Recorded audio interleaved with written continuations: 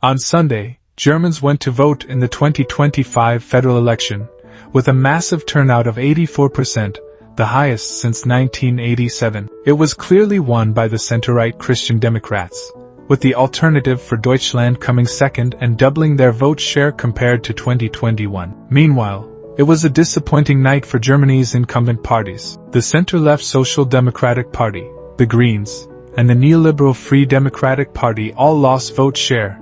The FDP and left conservative PSW failed to make it into parliament. In this video, we'll look at Germany's election results, some recent political context, and what might happen next. The 2021 federal election was narrowly won by the center-left Social Democratic Party, or SPD, led by Olaf Scholz, previously Merkel's vice-chancellor and finance minister, center-right CDU-CSU party. The Greens came third, the Free Democratic Party, or FDP, fourth, and the FD5th. As a result, Scholz's SPD formed a coalition with the Greens and the FDP, known as the Traffic Light Coalition, because of their colors. The government started out on a strong footing, with the SPD's vote share of 25.7% being their best result since 2005. For the election Infratest-DIMAT poll, a majority of Germans, 51%, expected Scholz to be a good chancellor. Unfortunately, things didn't go to plan for the Traffic Light Coalition and his government's response to events like the Ukraine war, the destruction of the Nord Stream 2 gas pipelines, and the Israel-Hamas war, as well as domestic issues like the economy, energy, and soaring crime rates, failed to convince voters. In February 2022, just 2.5 months into Russia's term, Russia launched its full-scale invasion of Ukraine, sparking an energy and inflationary crisis in Europe that hit the German economy particularly hard, given its dependence on Russian oil and gas. The subsequent rise in energy prices both undermined German consumer confidence, but also the international competitiveness of German industry. Rising energy prices interacted in uncomfortable ways with the coalition's green ambitions. In 2023, for instance, voters, and at least some voters, were unhappy with Scholz's decision to stick with Merkel's nuclear power phase-out in the context of sky-high energy prices and have pulled ahead of all three coalition parties since mid-2023,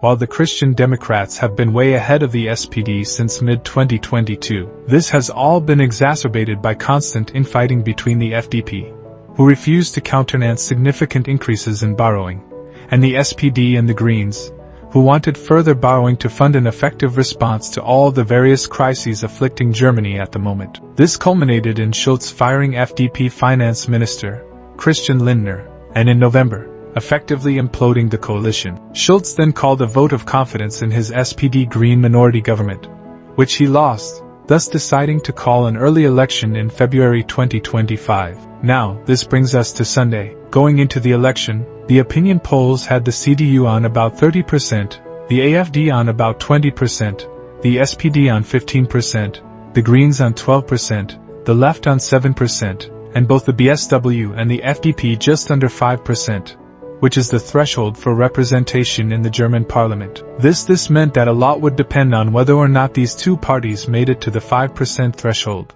As if they didn't, the CDU and the SPD would probably be able to form a two-party grand coalition. But if they did, they'd probably win enough seats to force the CDU and SPD to find a third coalition partner. In the end, the polls were broadly correct. The CDU finished first with 28.5% of the vote, a roughly 4 percentage point increase from their 2021 results, meaning its leader Friedrich Merz will likely be Germany's next chancellor. Next up and second were the AfD with 28%. And while this was a few points less than some pre-election polls had been predicting, it was still the party's highest ever result, and double what they got in 2021. There was also a stark regional divide here, with the AfD winning the most second votes, i.e., party list votes in most constituencies in the east, apart from Berlin, neighboring Potsdam, and Leipzig, and the CDU winning most in the west. Support for the AfD was also higher among voters with a basic education who were twice as likely to vote for the AfD as those with a higher education. Moving on, the SPD came third with 16.4%, their worst results at a federal election since 1887. Scholz took responsibility for this, calling it a bitter result and a defeat,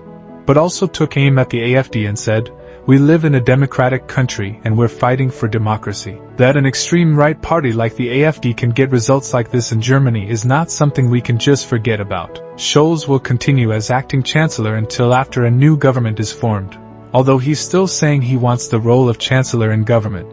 So we'll have to see what happens here. Next were the German Greens with 11.6%, a few points lower than 2021. Greens leader Robert Habeck said they wanted more, but also said that the Greens haven't collapsed like the other coalition parties, the SPD, the FDP and the FDP. However, Habeck also suggested that Merz was responsible for the Greens' poor result, saying Merz had boosted the extremes, criticizing Merz's decision earlier this year.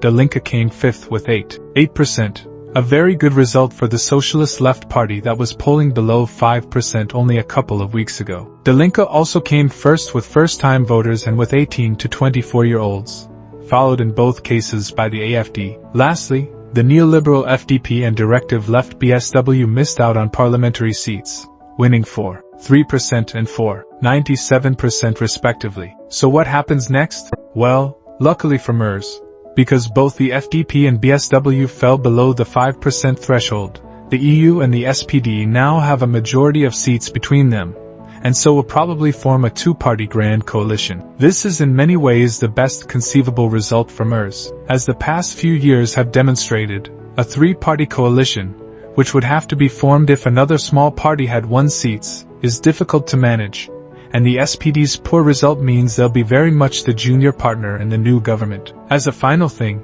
it's worth stressing that while a return to grand coalition politics might feel like a return to normal in some sense, German politics is more fractured than it's ever been. The CDU and SPD achieved their lowest collective vote share ever. Perhaps the main question is whether they can actually stabilize German politics.